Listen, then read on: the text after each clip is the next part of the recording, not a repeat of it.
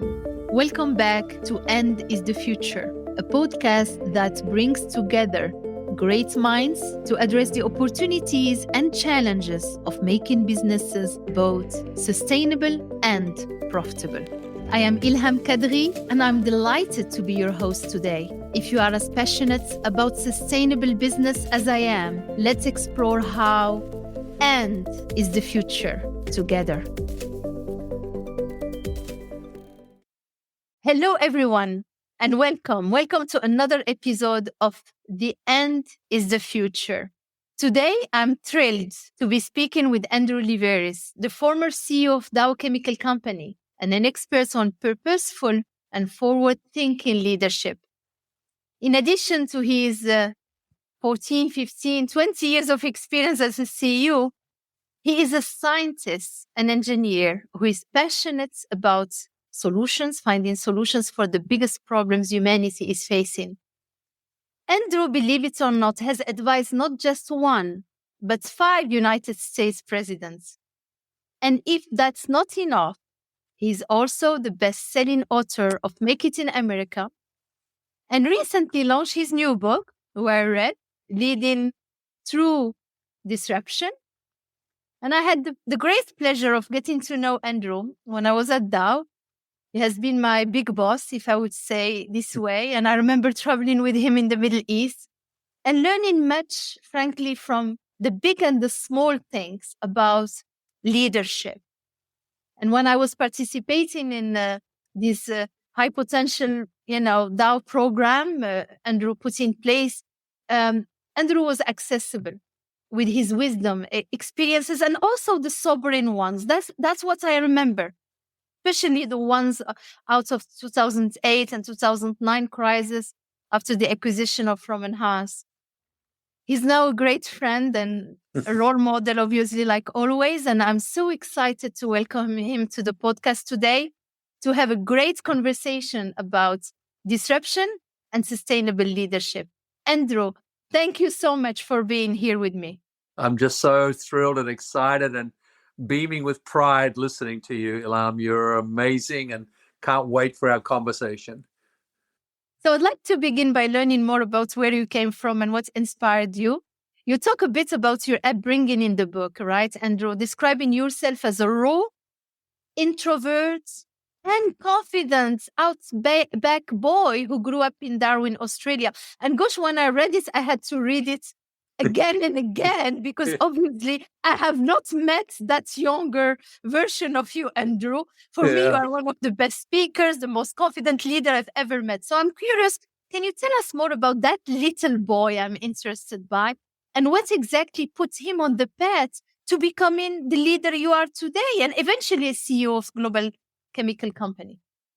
Thank you, Ilham. Like many of us who've had the amazing good fortune of being the sons and daughters of people who took a major risk and bet everything, in my case, Greek immigrants, grandparents from a very devastated island after World War I and World War II in Greece. They came to this remote part of Australia, not by design, by accident. They did very low-end menial labor to make some money, and then I was the beneficiary of that. And so growing up in that environment, and Darwin was a very primitive location as I was growing up. No TV, no modern conveniences. And so we grew up in a very much ethnic family unit that really understood and respected hard work and only say something when you have something to say. And really the values of support and humility. And I think this sort of background, plus its location in Northern Australia,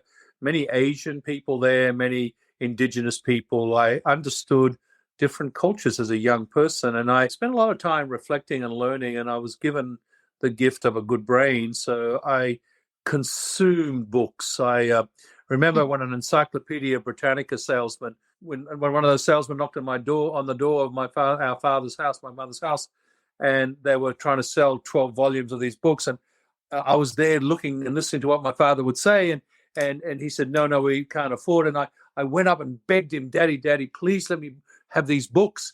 And he said, only on one condition, that you read every single one of them. So I Wow. spent the next 6 months reading 12 volumes of Encyclopedia Britannica. That upbringing was then, brought tragedy. My father died. We were Mm. stranded with not much money. I Well, had to be the man of the house. My two younger sisters, I started working at age 14, 15. So that maturity, that sense of I've got to achieve so that the family can have a life came to me as a young man. And I never thought for a second, I would go on to what I ended up doing, but I brought attributes, a value system, a sense of adventure, maturity, collegiality, friendship, loyalty, resilience, being always optimistic that there's a better way. I brought those all through that period. Now, I say all that now with the wisdom of my years, but at the time, it didn't mm. feel like that. And Yeah. really, it was the magic of joining Dow, this great American storied multinational, that taught me the other attributes that you now see in me, leadership attributes, which I'm sure we can talk about. To switch gears, as the CEO of a chemical company, I know you would agree, like many industries and science is part of the problem of emissions and resources, etc., consumption, but it's also importantly part of the solution. And I loved what you said in the book. And I'll quote you, using chemistry to make a positive difference in the world was always my North Star. I saw chemistry as a noble science, the combining and recombining of 118 elements to create something new, powerful, and miraculous.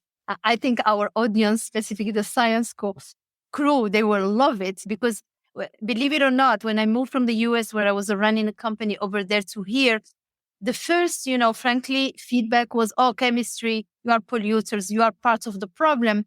I said, look, we may be part of the problem, but we are part of the solution. Really pushing chemistry as a science which is at the service of humanity, has been always a bit your North Star. That really resonates with us. Can you expand on what you mean by that? I was just entranced that how we can distill down everything to the periodic table and the elements, and how it constituted everything. It was us, we humans, chemistry. It was the environment, that's chemistry. And then the mathematics behind chemistry, when you get to quantum levels, and the very, very, very infinitesimally small, can also be defined by the very, very, very infinitely large. Well, I'm fascinated by how mathematics, physics brings chemistry to life. And that's also in the domain of music. That's also in the domain of the arts. And so I kept seeing these intersections as a young man. And I kept on saying, look, everything can be defined by chemistry. And yet, fast forward to when I joined Dow, and then beyond that, I had the experience you had, which is it was seen as pollutive. It was seen yeah. as toxic. And I just didn't. How did we lose our way from, Madame Curie and the glorious, the Solvay? So how did we, the Herbert Henry Dows, these inventors who were in the class of Edison, in the class of Westinghouse, in the category of Einstein, these amazing chemistry inventors that gave us modern life. So Yeah. I saw this as at Dow during my time. I studied this very hard, and I said, if I become CEO, which I did, I am going to become the company's CTO. I am going to get rid of the administrators and celebrate the inventors, celebrate the entrepreneurs that got us here in the first place. And then more than that, I'm going to educate our stakeholders on the power of chemistry. And you're doing this so brilliantly in your wonderful roles you have. So educate by engaging the stakeholders, but not complicate it. Keep it Yeah. simple. Keep Yeah. explaining it. Be a teacher, educator, and then with the regulator, help come up with partnership models that get the better regulation. And there's so many things that we did with the Human Element campaign that you so kindly talked about that changed Dow's culture, as you've done, changed Dow's culture by changing the way we think about ourselves. So culture is one person at a time. Yeah. And we were, at the time when I became CEO, a manufacturer of products that, people will buy them at the right price. to an innovator that used chemistry for solutions. I think that mindset is the way I see chemistry to this very day. Yeah. And we thank you for this, because there is a lot of pressures on many industry leaders, and, we new CEOs, right, succeeding to you, because I think, people see the dark side. Yes. While I think chemistry is just a science, and the carbon or the Mendeleev table or chemistry is not the enemy. We are agnostic to which molecule. We just want to bring solutions responding to the unmet needs and the most challenging pressure humanity is facing. And when I read the book, you talk more specifically about how disappointed you were when people reduced Dow to its profit, dismissing its incredible legacy of scientific innovation and advancements. And that leads me to something very close to my heart, which is business and sustainability. And you mentioned that if you want to achieve a zero carbon future, businesses have to take the lead. You have a compelling section in the book about what you call the 5Ds of corporate responses to ESG, which culminates in the era of an era we are in right now. So can you explain, Andrew, the 5Ds to our listeners and how important this era of action is? I think the modern era that you're a CEO in, and the next generation of leaders, CEOs, and leaders of institutions, the new abnormal, this constant uncertainty environment, the new paradigm where 20th century institutions are failing us and we have to create new ones, the new reality of leadership vacuums. I speak to the new context that society is now really demanding the change that we will have to respond to. And what I thought of as the era gone by was where the cycle and the 5Ds, which started with, let's call it denial. There's no problem. We're good. Don't bother us. The phase that came after that, when people didn't stop complaining about whatever you did, whether it be chemicals or otherwise, which is defiance. No, we know best. Okay, here's our science. Just accept our science. To the one that eventually had to come. So I'm really going through decades here, 60s, 70s, 80s, 90s, that had to come, which is we're engaging you. We're going to have a debate, your view, my view, which as we turn into this century, we started to get with, things like the Paris Accords and, things that became big conferences that like COP. We on the climate issue, we came to discussion, the fourth D. That cycle now is very fast. It is not decades. It is really very fast. So now what that means is the new leadership model, the new solution mindset we've just talked about, is contextual leadership is all about managing the adjacencies. And the adjacencies are these new uncertainties: environmental, social, governance, digital, geopolitical. These are all now slipstreams that are colliding into the body of work called leadership. And if you don't absolutely bring those together and absolutely figure out how to make them a strategy and an action, you won't get to the 50. We should do something about it. And what has happened is the enemies of the good, the people who want profits in 90 days, the financial owners, or the bureaucrats sitting in government systems that you're getting rewarded for changing nothing and being basically just a pure bureaucratic regulator. Those middlemen or middle people in the era of the 20th century, they could get by because they basically, we had leaders that basically came in over the top, that made big changes anyway and reacted to crises. We've lost those leaders. We don't have them anymore. I can't speak of one 21st century political leader that I admire. And I think this is a very big time then for institutions like yours and business in general to step up and define why sustainability is a strategy and why it actually creates a new profit pool, why absolutely taking the risk and being a first mover is actually the way you get that profit pool. Witness Tesla, Elon Musk, and what he's done. Witness Jeff Bezos and Amazon.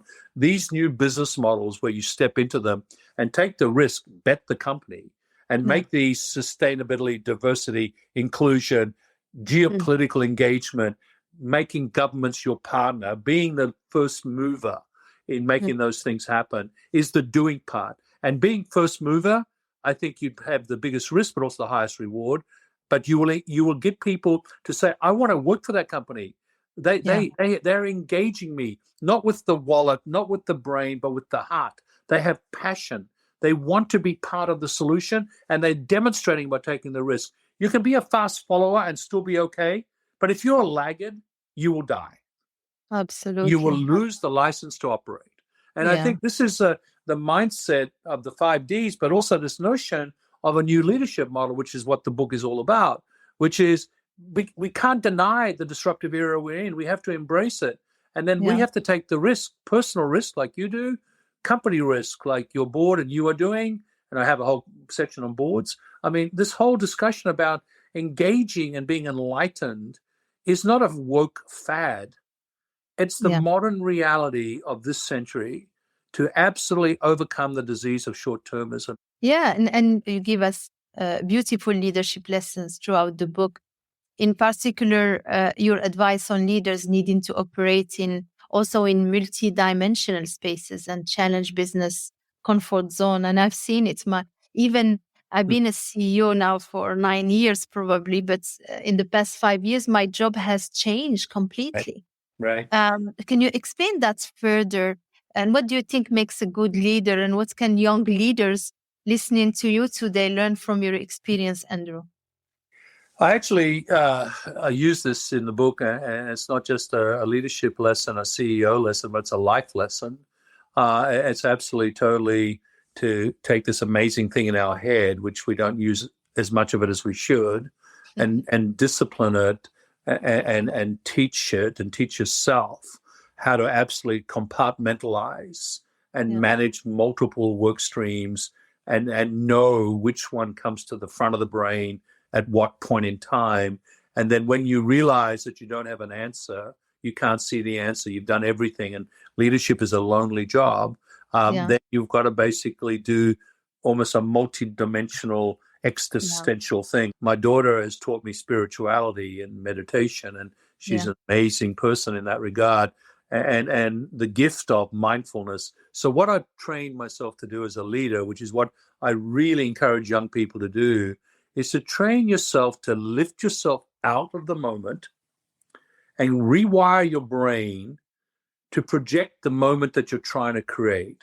So embrace the reality, but also look at the moments you're trying to create, make some choices, and then engage yourself on the new you. In other words, you're recreating yourself, and all the people around you see it. You are being watched every minute. You know that. I mean, your body language, your tempo, your words, your what you eat. I mean, you are whose company you keep. You are a leader by definition, has to be transparent, accessible, available, and vulnerable, but confident in changing themselves. I can count, you said 9 years, and the last 5 years in particular, this dynamic era you're leading in. In my era, which was, let's say, roughly 2003 to 2018, I can count 6 times I totally changed myself to suit what was needed by my stakeholders at that moment in time. And yet the most amazing thing about it is I don't think many people saw it as something that I purposely did. It just became the way I operated. And by the way, I've done that in a 43-year marriage, with my wife. I've done that being the father of 3 amazing now young adults or adults. So it does apply to your lesson. Absolutely. And I do think this is what 21st century leadership is. It's contextual, and it's really reinvention, and something you grew up with, walking in other people's shoes, and having the humility of understanding you're a person, not a profession. You're not defined by the title. You're defining by the acts you undertake. And this is the way I learned to do it. Yeah, what's inspiring. And I do remember, without going into much details, that loneliness, because it's true, it's part of the job. And frankly, even vulnerability, it's something we hear more of it these days and in my generation. But you are one of the few leaders and role models I met in my career who already put it on the table for us at that Yeah. time. I And I think, think I remember a fascinating conversation I had with you. I'm not sure where it was, probably in a trip between Dubai and Riyadh or wherever we were going for your Sadara big project. And at that sobering moment, 08, 09, you were buying Roman Haas. The valuation of that was lower, became lower than the one of Roman Haas. And I do remember every single word you told me about what you've done and the museum you went to and the discussion or the insights you tried to do, like getting out of the moments and having a vision of success exactly as you describe it today. And it stayed with me, frankly, Andrew. I've never told you this, so it yeah, stayed with me. And on those times where I felt lonely in a crisis, and I remembered what you said about really getting out of the moments. This is not personal, and go and find that wisdom and that vision of success to be able to yeah. really, go through the crisis. All right. So thank you Uh, for that. Listen, in your book, you discuss the epidemic of short-termism in business, which I really, really appreciate. And I paused when I was reading that chapter, and how businesses need to move away from quick returns and focus also on long-term innovation and vision. Um, can you elaborate a bit more on that and elaborate on the power of disruption and how you can achieve that, yourself? yeah, I think the indications of the modern era is that we all have ADD. We're all living in the digital, communication world. So we are at the beginning of the S curve of the digital revolution, and the asymptote that we seem to be climbing as we go into the world of AI. Of course, we're learning how to help tame these amazing technologies, but it's not unlike 100 years ago, the Yeah. invention of electricity and the steam engine. These technologies were being introduced and society was embracing them.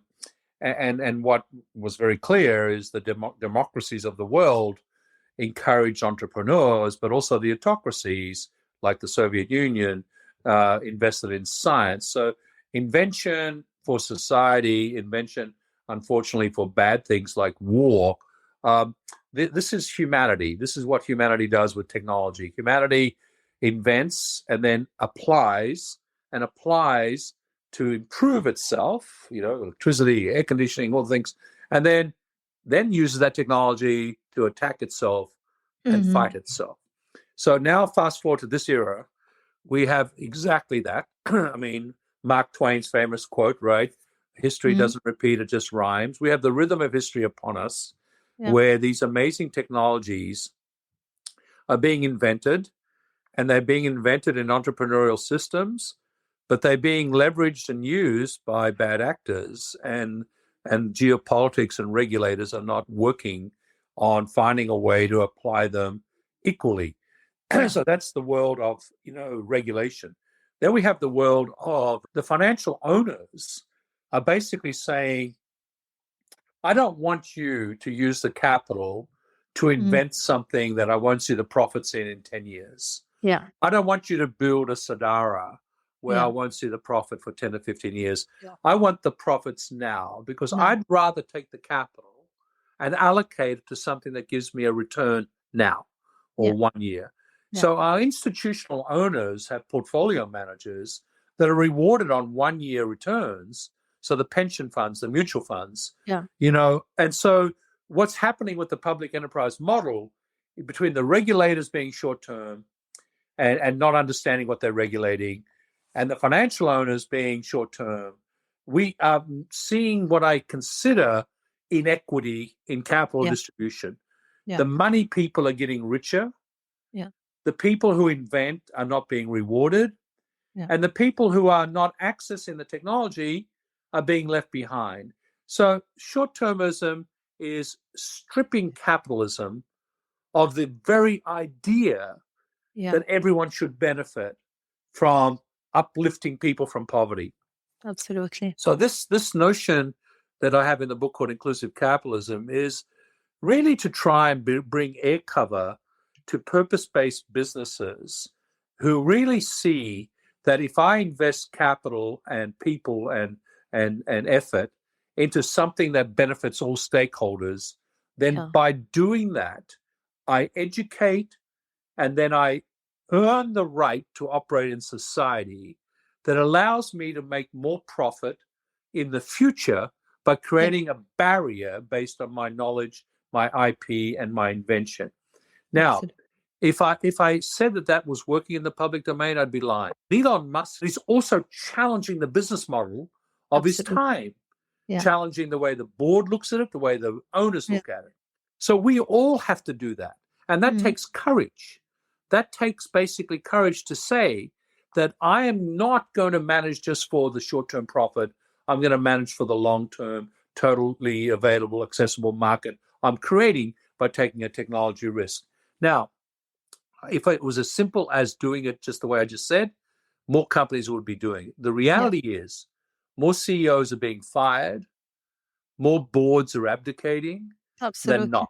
So what is ending up happening is private capital is taking its place. Sovereign wealth funds, family offices, private equity. It's quite amazing to me that private equity is now the new long-term owner, right? Absolutely. So what I propose in the book is solutions for this on managing short-term, long-term dynamics. And it starts and ends with buying stakeholder buy-in.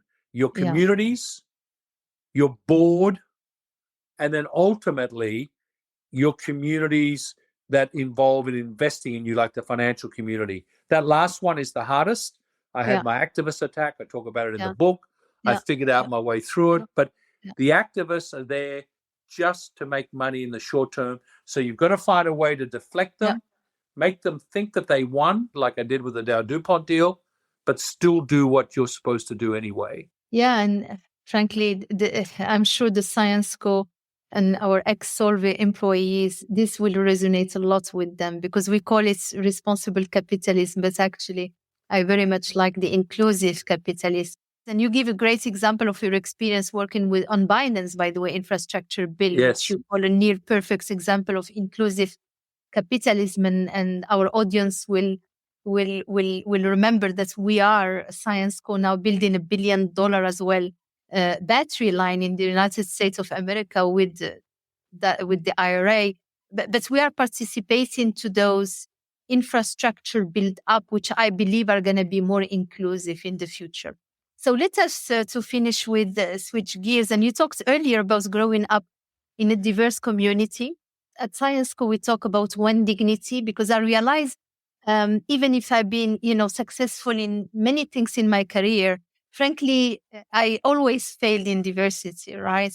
And it's not because there is a woman at the top that the problem is resolved. And I look back, even with Dow, when I left the Middle East, my successor was a woman, but frankly, she didn't last long. So it's not sticky. You were talking about diversity, inclusion, and equity. Can you tell me more about how your experience growing up in a diverse community has influenced your leadership approach and how you build teams and how we can do better? It's one of the most critical topics of our era. Think about the advances of humanity in the time we've been on the planet. Think about the advances of the Industrial Revolution, and now think of the advances of the digital revolution. The human revolution has been left behind. We have not elevated humanity such that equality is a constant and an accepted practice. We have to talk about it as if it's an initiative and as if you have to earn the right to be treated equal. That is terrible, and that needs to be overcome by role models that absolutely says that absolutely equality. It doesn't matter the color of your skin, your sexuality, your gender. None of these things matter. It's who you are, what you demonstrate from a value system, and your capabilities. And that I am blind to any prejudice on that, and I will treat you and pay you equally. We still have in advanced societies like the United States and in Europe where gender pay equality is not there.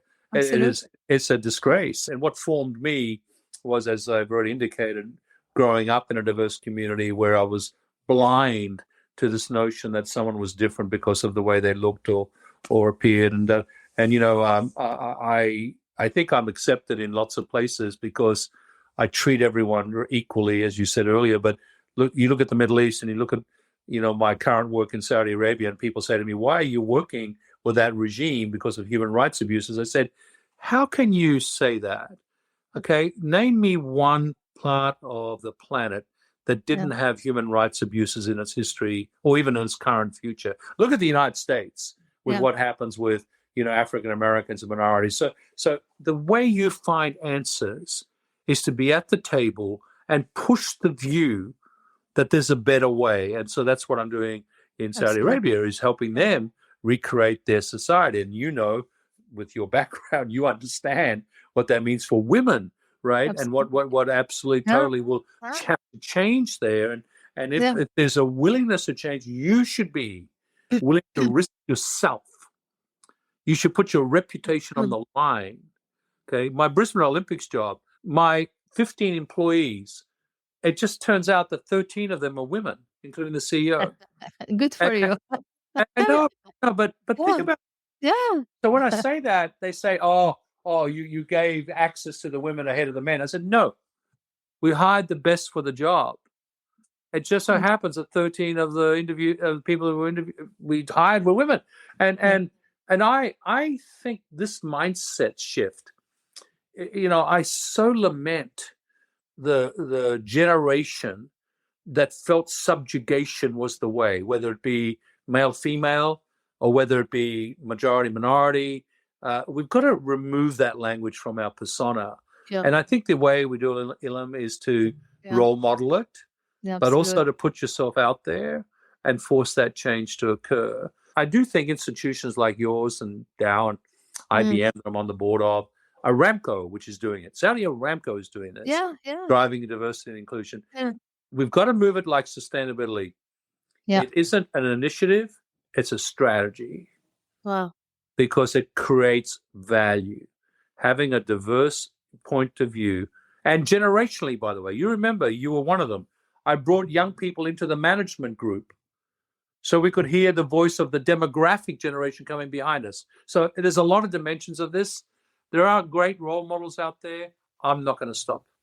Yeah, I need the audience to hear this. You've been always telling everybody, including in your succession planning, that being different, it doesn't matter. You want the best for the job, meritocracy matters, and then you go on. And I think that's, frankly, the DNA which you crafted in many of us at Dow. You are not, you are not just an inspiration for leaders today or even the past like me, because, we're going to leave our seat to others, but also for future generation. And following you in 2018, the Andrew Liveris Academy for Innovation and Leadership opened at the University of Queensland, your alma mater, right? The Academy aims to provide the environment and program to create creative, empathic, problem-solving future leaders who tackle challenges with courage, innovation, and transformative thinking to create that equitable and sustainable future you were talking about. So to end this episode on a positive note, Andrew, and it was all positive, by the way, what are your hopes for your kids and grandkids? What are your hopes and advice for the leaders of tomorrow who are listening to you now? All great leaders have to be optimists. Okay, and I end the book with a whole chapter on optimism that speaks to the question you just asked. And there I bring back your first or second question on science. Our generation is introducing, the next generation is managing, the third generation behind that is embracing a new revolution on how humans will live and work and play, not just on this planet, but on other planets. They will live longer, healthier. They will absolutely, totally embrace this notion that machine and human will interact and probably intersect and probably in some way marry with prosthetics that are intelligent, with things like Neuralink that Elon Musk is working on that'll help disabled people function as normal humans, that maybe even add to our intelligence. These massive tectonic shifts in the definition of a human is what my kids and grandkids will see. And what I want for them is that they embrace it with hope and opportunity to enable them to have a happier and joyful existence by making sure everyone has access to it, that they leave no one behind, that they are givers, they are philanthropic, they are people who extend hands to people who can't access this, that they are not privileged and entitled, that they are ubiquitously egalitarian and fair and thoughtful, and that they have impact. Because as we go to 9 billion people, if we don't reverse the things that the previous generation, mostly mine, but one even before that, for 100 years or so did, ignoring the ecosystem of where we are and what we need to create, then their hopes and dreams will not be there. And I know there's a lot of anxiety about that. Yeah. I know a lot of people are worrying about that. But having said that, if we can create this academy is built to do this, leaders who see this as a way to absolutely reverse it and to create a positive impact, that's what I'm teaching my kids and grandkids, and hopefully with some degree of success. But that's basically my Act 2, Ilham. Wow. That was Act 1. This is my Act 2. And we loved your Act 1, and we will even more like and love your Act 2. Well, thank you so much for this insightful and inspiring discussion, Andrew. So you again demonstrated why you are one of the most astute business leaders of today. And thank you for sharing the wisdom, showing our listeners what forward-looking leaderships look like, and that successful leaders, they don't fear the change and uncertainty, but find inspiration, motivation, disruption. You say givers, philanthropists, they eat last with a joyful existence. So thank you, Andrew. Thank you, Ilham. I finished where I started. I'm so proud of you. Thank you so much for joining us today. For more information or to listen to other episodes, visit our website. And if you like these podcasts, don't forget to subscribe. Until next time, be safe.